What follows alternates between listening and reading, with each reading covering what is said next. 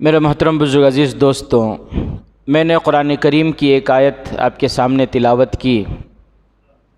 इन्नल्लज़ीना क़ालू रब्बुनल्लाहु सुम्मा इस्तक़ामू ततनज़्ज़लु अलैहिमुल मलाइकतु अल्ला तख़ाफ़ू वला तहज़नू व अबशिरू बिल जन्नतिल्लती कुन्तुम तुअदून। इस आयत पर आज कुछ बातें मैं आपके सामने अर्ज़ करना चाहता हूँ। अल्लाह ताला मुझे सही सही कहने, हम तमाम को समझने और अमल करने की तौफ़ीक़ अता फ़रमाए।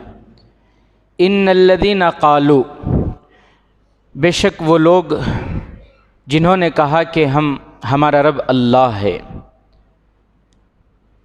उन्होंने कहा कि हमारा रब अल्लाह है। सुम्मा इस्तक़ामू, फिर वो उस पर जम गए, वो अपने दीन पर, वो अपने ईमान पर, वो अपने इस्लाम पर जमे रहे। और इस पर उन पर हालात भी आए।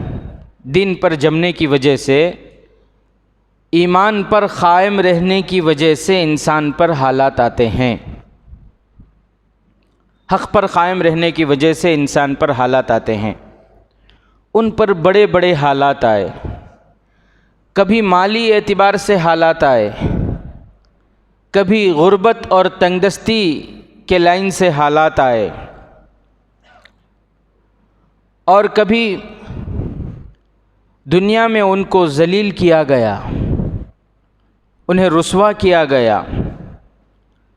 उन्होंने कहा कि हमारा रब अल्लाह है, और फिर वो दीन पर जमे रहे तो उन पर बड़े बड़े हालात आए। कभी लोगों ने उन्हें परेशान किया, कभी रिश्तेदारों ने उन्हें परेशान किया, कभी दोस्तों ने उन्हें परेशान किया, और कभी झूठे झूठे इल्ज़ामात लगाकर उन्हें जेलों में बंद कर दिया गया। बहुत हालात आए, लेकिन उन तमाम हालतों के बावजूद भी वो दीन पर जमे रहे, वो दीन पर इस्तिक़ामत के साथ जमे रहे, अपने ईमान पर जमे रहे, अपने इस कौल पर जमे रहे कि हमारा रब तो अल्लाह ही है। फिर क्या हुआ? ततनज़्ज़लु अलैहिमुल मलाइका, तो मौत के वक्त उनके पास फरिश्ते उतरते हैं। मेरे मोहतरम अज़ीज़ दोस्तों, गुनाह, मासियत, गुनाह इंसान को, गुनाह है ना, गुनाह इंसान को क़ैद खाने में बंद कर देता है। गुनाह इंसान को ख्वाहिशात के क़ैद में बंद कर देता है। गुनाह इंसान को गुनाहों के जेल खाने में बंद कर देता है। ये बहुत कीमती बात है। जब इंसान बार बार गुनाह करता है तो ये गुनाह इंसान को गुनाहों के जेल में बंद कर देता है। ये मैं नहीं कहता, हज़रत मुजद्दिद अल-फ़सानी रहमतुल्लाह अलैह फरमाते हैं कि गुनाह इंसान को ख्वाहिशात के जेल में बंद कर देता है, गुनाह इंसान को ख्वाहिशात के क़ैद खाने में डाल देता है। फिर उसके बाद वो गुनाह पर गुनाह, गुनाह पर गुनाह करता चला जाता है। फिर उसे बड़े बड़े गुनाह भी गुनाह नज़र नहीं आते, उसे अफसोस नहीं होता, उसे नदामत नहीं होती, उसे पछतावा नहीं होता कि मुझसे ये गुनाह हो गया, क्योंकि वो गुनाहों के जेल में फंसा हुआ है। फिर उसके पैर, शैतान उससे गुनाह करवाता है, एक के बाद एक गुनाह करवाता चला जाता है। उसके पैर अच्छे कामों की तरफ नहीं बढ़ते, उसके कदम अच्छे कामों की तरफ नहीं चलते, खैर के कामों की तरफ नहीं चलते। अच्छे कामों की तरफ उसे ऐसा लगता है जैसे मिसाल के तौर पर मस्जिद में जाना, दीनी मजलिसों में जाना, दीनी महफ़िलों में जाना, अल्लाह वालों के पास जाना, बुज़ुर्गों से मुलाक़ात करना, कुरान पढ़ना, कुरान सुनना, इन सब कामों की तरफ, दीनी कामों की तरफ, रिश्तेदारों से मुलाकात करना, सिला रहमी करना, इन सब कामों की तरफ जब वो बढ़ता है तो उसे महसूस होता है कि कोई रुकावट है, कोई रोकने वाला है जो मेरे कदमों को रोक रहा है। उसे महसूस होता है कि कुछ तो रुकावट है। कौन वो रुकावट डाल रहा है, कौन रोक रहा है? वो रुकावट डालने वाला, वो रोकने वाला कोई और नहीं बल्कि हमारे गुनाह हैं। वो कौन है? गुनाह। इंसान के गुनाह ही खुद उसे अल्लाह के घर से दूर करते हैं। इंसान के गुनाह उसे नमाज़ों से दूर कर रहे हैं।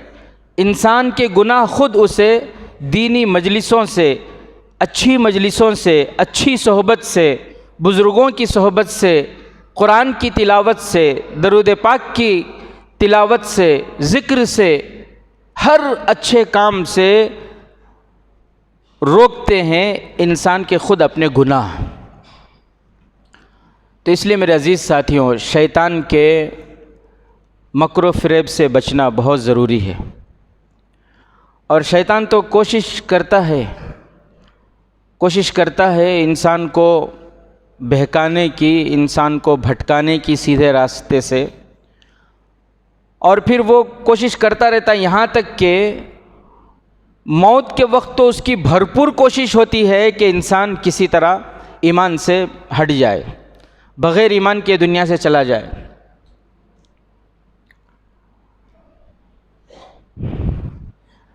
इसीलिए शेखुल हदीस हज़रत मौलाना ज़करिया रहमतुल्लाह अलैह फरमाते हैं कि जो इंसान सेहत और तंदुरुस्ती के ज़माने में, जो इंसान जवानी में, सेहत में और तंदुरुस्ती में शैतान के चाल से बच ना सका, शैतान के मकर फ़रेब से बच ना सका, वो बुढ़ापे में, मौत के वक्त, सकरात के वक्त भी शैतान से बच पाएगा, इसकी कोई गारंटी नहीं।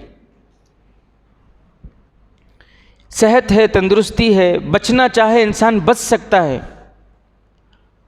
और शैतान का धोखा, शैतान का बहकावा, शैतान की तदबीरें, शैतान की चाल बहुत कमज़ोर होती हैं, बहुत कमज़ोर। मैं नहीं कहता, परवरदिगार आलम ने खुद कलाम पाक में फरमाया, इन्न कैद शैतान काना ज़ईफ़ा। शैतान का मक्र, शैतान का धोखा तो बहुत कमज़ोर होता है। बस मोमिन के इरादे की ज़रूरत है। मोमिन इरादा कर ले तो कमज़ोर है। एक सहाबी थे, उनको गुस्सा बहुत जल्दी आ जाता था। होते हैं बहुत से, बोलते ना हमें भी, क्या इनको नाक पे गुस्सा बोलते हैं, बात बात पे गुस्सा आ जाता है, बहुत जल्दी गुस्सा आ जाता था उनको। और ये ख़ुद एक बीमारी है, गुस्सा जल्दी आ जाना, ये भी एक बीमारी है। और ये अलामत है इस बात की कि वो इंसान बहुत कमज़ोर है। वो इंसान क्या है? बहुत कमज़ोर है। हालांकि हम लोग उसके साथ मामला उल्टा करते हैं। जिसे बात बात पे गुस्सा आ जाए उससे डरते हैं, उससे मुँह नहीं लगना चाहते, उससे बात नहीं करना चाहते, उससे दूर रहते हैं। क्यों? कई को परेशानी हम ना मत। कब्बू कौन से बात पर गुस्सा आया था मालूम नहीं। हालांकि उस पर डरना नहीं चाहिए, उससे दूर नहीं होना चाहिए, बल्कि उस पर रहम खाना चाहिए, क्योंकि वो क्या है? बहुत कमज़ोर है। बच्चा कमज़ोर होता है भाई, बच्चे कमज़ोर होते हैं, बच्चे गुस्सा करते हैं तो हमें गुस्सा आता है क्या? नहीं ना, बच्चे के ऊपर और रहम आता है, उसके इलाज करने को जी चाहता है। तो इसी तरह अगर कोई बालिग़ भी बात बात पे गुस्सा करे तो हकीकत में वो बहुत कमज़ोर है अंदर से, दिल के एतबार से, ईमान के एतबार से क्या है? बहुत कमज़ोर है। जनाब आका मुहम्मदुर रसूलुल्लाह सल्लल्लाहु अलैहि वसल्लम ने फरमाया कि पहलवान वो नहीं है जो मैदान में सामने वाले को हराए, सामने वाले को उठा के पटक दे, सामने वाले को पछाड़ दे, वो पहलवान नहीं है। पहलवान वो है, ताकतवर वो है जो अपने गुस्से को कंट्रोल करे, जो गुस्से में अपने आप को कंट्रोल में रखे। जनाब आका ने फरमाया कि सबसे बड़ा पहलवान वो है। तो बहरहाल तो वो सहाबी थे, उनको बात बात पे गुस्सा आ जाता था। वो ख़ुद परेशान थे अपने इस आदत की वजह से। तो जनाब आका मुहम्मदुर रसूलुल्लाह सल्लल्लाहु अलैहि वसल्लम की खिदमत में आए और आकर उन्होंने अल्लाह के नबी सल्लल्लाहु अलैहि वसल्लम से दरख्वास्त की कि प्यारे आका, मुझे एक बीमारी है, मुझे एक शिकायत है और मैं ख़ुद बहुत परेशान हूँ, मुझे इसके इलाज का कोई तरीक़ा बताए कि मैं कैसे अपना इलाज करूँ। जी क्या बीमारी है? फरमाया कि मुझे गुस्सा बहुत जल्दी आ जाता है, बात बात पे मुझे गुस्सा आता है, बहुत जल्दी मुझे गुस्सा आ जाता है। तो जनाब आका मुहम्मदुर रसूलुल्लाह सल्लल्लाहु अलैहि वसल्लम ने फरमाया कि इसका इलाज है मेरे पास, तुम इस पर अमल करो, तुम्हारा गुस्सा ख़त्म हो जाएगा, तुम्हारी बीमारी ख़त्म हो जाएगी। वो सहाबी पूछे कि अल्लाह के नबी वो क्या है इलाज? जनाब आका ने फरमाया कि जब भी तुम्हें गुस्सा आए फ़ौरन ताव्वुज़ पढ़ लो। जब भी तुम्हें गुस्सा आए फ़ौरन औज़ु बिल्लाहि मिनश शैतानिर रजीम, शैतान मरदूद से अल्लाह की पनाह मांगो, औज़ु बिल्लाहि मिनश शैतानिर रजीम पढ़ लो, तुम्हारा गुस्सा ख़त्म हो जाएगा, क्योंकि गुस्सा शैतान की तरफ से होता है। तो मेरे मोहतरम बुज़ुर्ग अज़ीज़ दोस्तों, शैतान की भरपूर कोशिश ये होती है कि इंसान किसी तरह दीन से भटक जाए, सही रास्ते से जो है वो भटक जाए। इसलिए वो ख़ास तौर से मौत के वक्त भी बहुत कोशिश करता है, मौत के वक्त भी वो बहुत कोशिश करता है, एड़ी चोटी का ज़ोर लगाता है। इसीलिए इंसान मौत के वक्त सारी बातें उसकी ज़ुबान पर आती हैं, फ़लाँ बेटी को बुलाओ, फ़लाँ बेटे को बुलाओ, पोतरों को बुलाओ, नवासों को बुलाओ, फ़लाँ जगह ये है, वो देख लो, ये देख लो, वो दुकान देख लो, ये मकान देख लो, ये छोड़ के जा रहा हूँ, वो छोड़ के जा रहा हूँ। सारी बातें ज़ुबान पर आती हैं, लेकिन जब ला इलाहा इल्लल्लाह पढ़ने को बोलो नहीं आता। सारी बातें आ रही, ला इलाहा इल्लल्लाह नहीं आ रहा है। इसीलिए शेखुल हदीस हज़रत मौलाना ज़करिया रहमतुल्लाह अलैह ने फरमाया कि जो सेहत तंदुरुस्ती के ज़माने में, जो सेहत और तंदुरुस्ती के ज़माने में शैतान से बचता रहा, शैतान के मकरो फ़रेब से बचता रहा, बुढ़ापे में और मौत के वक्त भी शैतान के मकरो फ़रेब से, शैतान के चाल से, शैतान के धोखे से बचना उसके लिए आसान हो जाएगा। मौत के वक्त फिर वो उसके ईमान पर हमला नहीं कर सकेगा। हज़रत बिलाल रज़ी अल्लाह तआला अन्हु का वाक़या मशहूर है ना। जब उनके इंतकाल का वक्त करीब आया, सहाबा उनके आसपास बैठे थे, तो सकरात की हालत थी। सहाबा उनकी जुदाई को सोचकर रोने लगे, क्योंकि सहाबा के दिल में बहुत मोहब्बत थी हज़रत बिलाल रज़ी अल्लाह तआला अन्हु से। और क्यों ना हो, क्योंकि वो हज़रत बिलाल वो सहाबी हैं जो सबसे पहले मुअज़्ज़िन, जो 30 बरस की उम्र में जब ईमान में दाखिल हुए, जब तक अल्लाह के नबी सल्लल्लाहु अलैहि वसल्लम थे साथ में रहे, सफ़र में हज़र में हमेशा साथ में रहे। ऐसे बड़े सहाबी जिनके ऊपर कुरान की आयत बराबर फिट आती है, या अय्युहन्नासुत्तक़ू रब्बकुम, और एक आयत न कुरान की जिसमें यह है इन्न अक्रमकुम इंदल्लाहि अत्क़ाकुम, कि अल्लाह के नज़दीक तुम में सबसे ज़्यादा मुत्तक़ी वो है, सबसे ज़्यादा इज़्ज़त वाला है वो है जो तुम में सबसे ज़्यादा मुत्तक़ी हो। ऐसे थे हज़रत बिलाल रज़ी अल्लाह तआला अन्हु, जिनके जन्नत में चलने के पाँव की आहट अल्लाह के नबी सल्लल्लाहु अलैहि वसल्लम दुनिया में सुन रहे थे। वो बिलाल, सहाबा को मोहब्बत क्यों नहीं होगी उनसे। तो सहाबा बैठे हैं, हज़रत बिलाल रज़ी अल्लाह तआला अन्हु का आखिरी वक्त है, अफसोस कर रहे हैं सहाबा, वाह सैयदी, वाह फ़ुलाँ, वाह फ़ुलाँ, कि ऐ हमारे सरदार, ओह हमारे सरदार, वो हमारे सैयद, ओह बिलाल। इस तरह के तकलीफ़ के जुमले। हज़रत बिलाल रज़ी अल्लाह तआला अन्हु ने फरमाया कि आप लोग परेशान क्यों हैं, लिमा, आप लोग परेशान क्यों हैं। तो सहाबा ने फरमाया कि आपका ये आखिरी वक्त है, तो आपकी इस तकलीफ़ को देखकर हम परेशान हैं, आपकी जुदाई को सोचकर हम परेशान हैं कि आप हमसे जुदा हो रहे हैं। हज़रत बिलाल हबशी रज़ी अल्लाह ताला अन्हु ने फरमाया कि मुझे तो खुशी हो रही है। क्या फरमाया? मुझे तो खुशी हो रही है, इंशाअल्लाह ताला गदन लिक़ा रसूलिल्लाह सल्लल्लाहु अलैहि वसल्लम व अस्हाबुहु, आज मेरा इंतकाल हो जाएगा, इंशाअल्लाह अगर अल्लाह ने चाहा तो कल को मैं अपने प्यारे हबीब हज़रत मोहम्मद मुस्तफ़ा सल्लल्लाहु अलैहि वसल्लम से मुलाकात करूँगा, मैं अपने सहाबा से मुलाकात करूँगा, मुझे तो खुशी हो रही है। तो मेरे मोहतरम अज़ीज़ दोस्तों, जब आदमी दीन पर हालात आते हैं, उस पर दीन पर जमने की वजह से उस पर हालात आते हैं और उन हालात में वो जमा रहता है, माली एतबार से हालात आते हैं और फिर इंसानों की तरफ से हालात आते हैं। कभी उनको दीन पर जमने की वजह से अपने उन्हें जलील करते हैं, रुस्वा करते हैं, नीचा दिखाते हैं, हक़ीर समझते हैं। इन सब हालात के बावजूद वो दीन पर जमे रहते हैं और जब उनकी मौत आती है तो अल्लाह फरमाते हैं ततनज़्ज़लु अलैहिमुल मलाइका, उस वक्त फ़रिश्ते उनके पास उतरते हैं।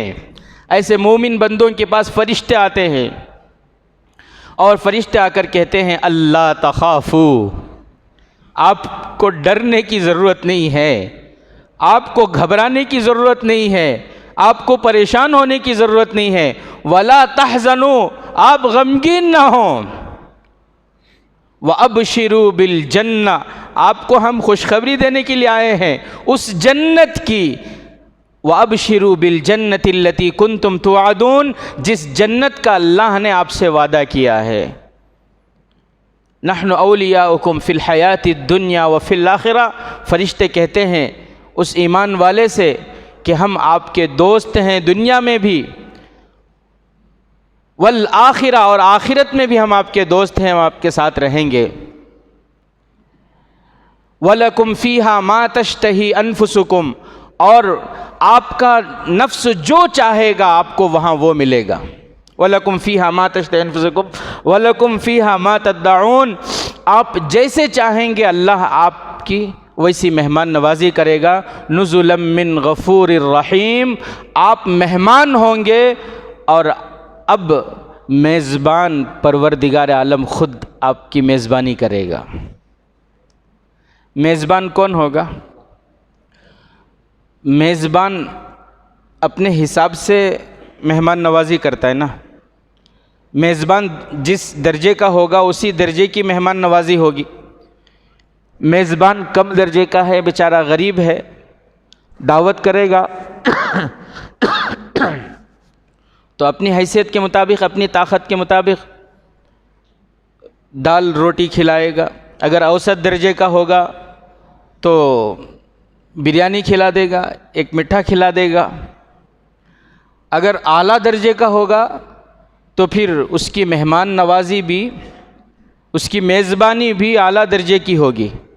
वो तो रब्बुल आलमीन है, सारी दुनिया का पैदा करने वाला, सारी दुनिया को पालने वाला, उसकी मेहमान नवाजी वो जब मेज़बानी करेगा तो फिर उसकी मेज़बानी को हम सोच भी नहीं सकते कितनी आला होगी।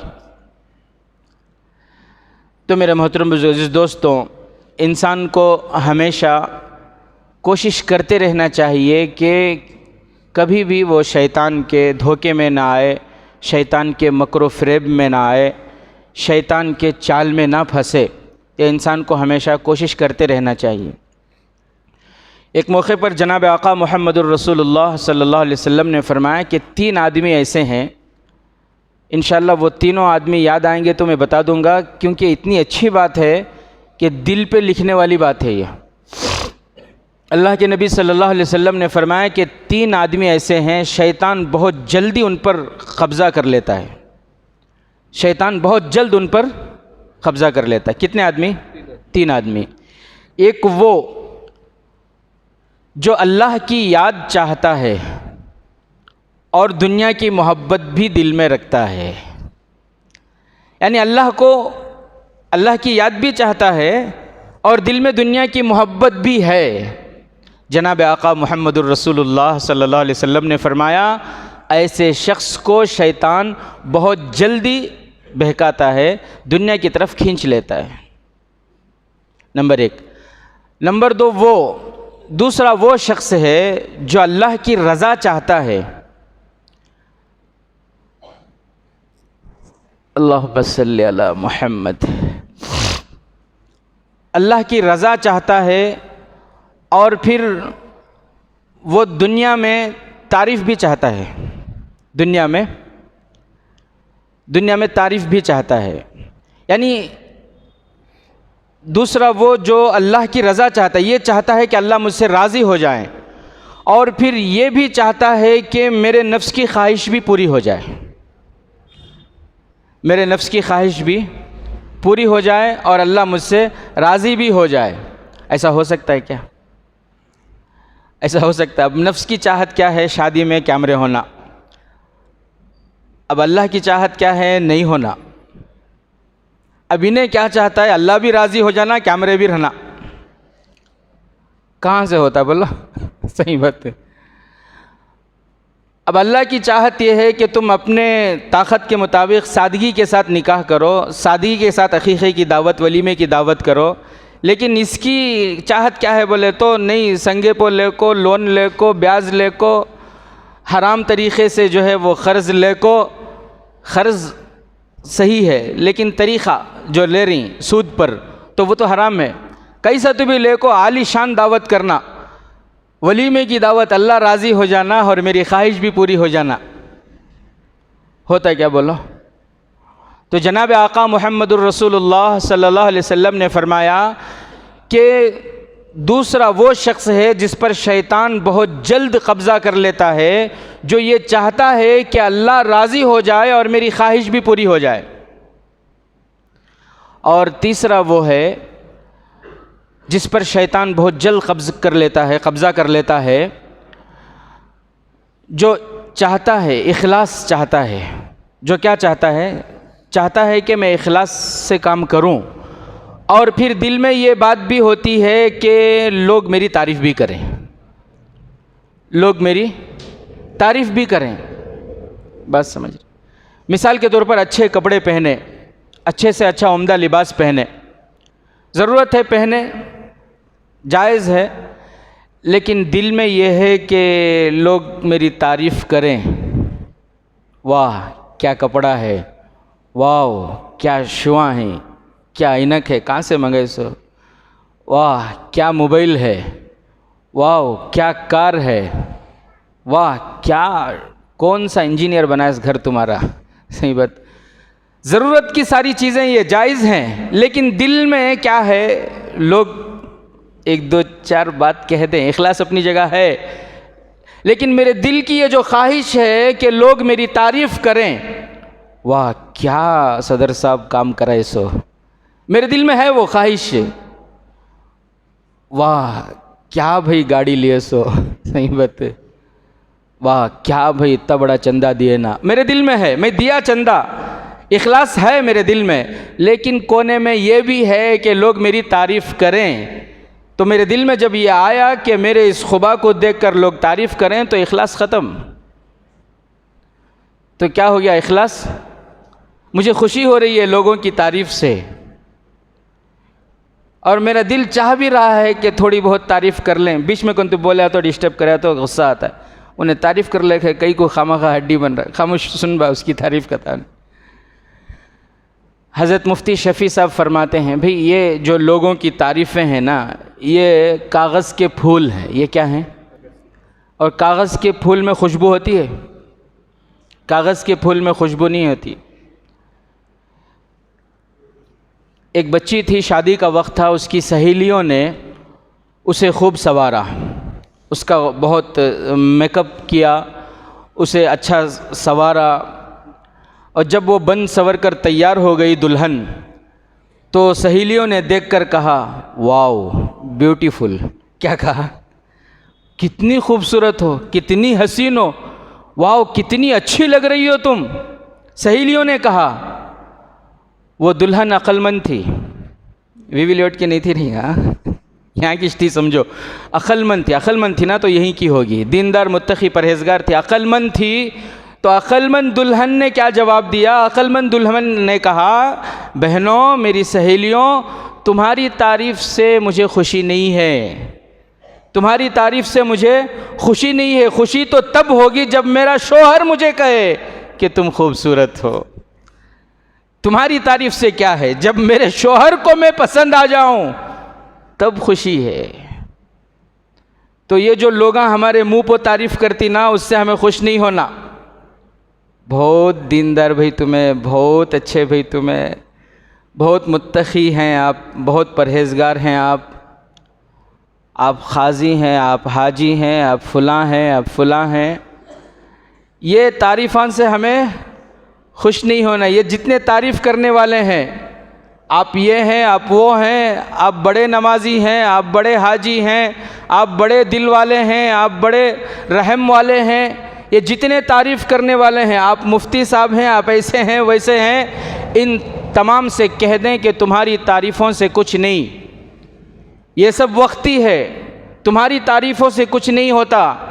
अगर अल्लाह को मैं पसंद आ जाऊं, अल्लाह मुझे पसंद कर लें, तो सारी दुनिया वाले भी अगर बुराई करे कि ये गुस्से वाला है, ये बहुत हट धर्म है, ये किसी की बात नहीं सुनता, ये ऐसा है वैसा है, सारी दुनिया वाले मिलकर मेरी बुराई करें, अगर उसको मैं पसंद, तो अल्हम्दुलिल्लाह मैं कामयाब हूँ।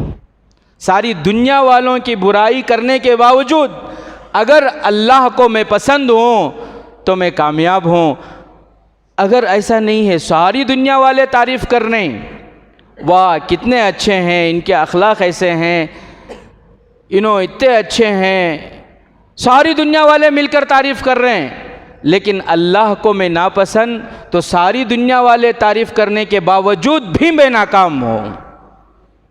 सारी दुनिया वाले तारीफ़ करने के बावजूद भी मैं नाकाम। तो बहरहाल मेरे अज़ीज़ साथियों, बात ये चल रही थी कि हमें शैतान के मकर फ़रेब से बचना है।